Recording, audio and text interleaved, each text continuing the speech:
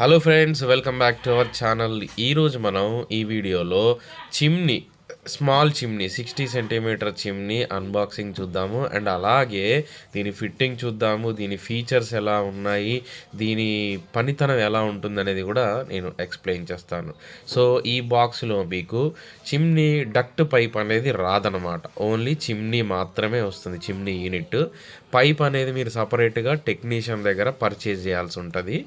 ఇకపోతే ఇది వచ్చేసి చిమ్నీ యూనిట్ కనబడుతుంది కదా, దీని లోపల ఒక బ్లోయరు అండ్ మోటార్ ఉంటుందన్నమాట.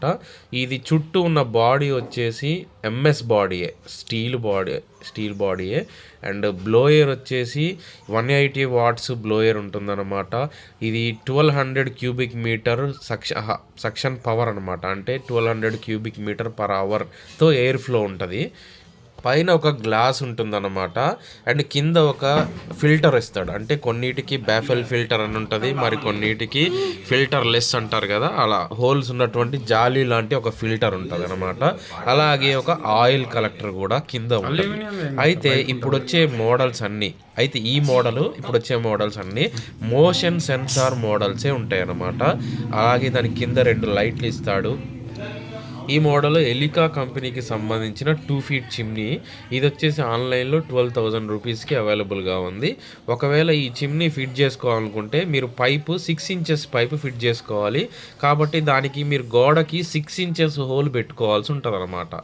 అయితే మరి కొంతమంది డౌట్ ఏంటంటే 2 ఫీట్ చిమ్నీ బెటరా, 3 ఫీట్ చిమ్నీ అంటే 90 సెంటీమీటర్ చిమ్నీ బెటరా, పెద్దదైతే కొంచెం బాగా లాగుతుంది కదా అంటూ ఉంటారు.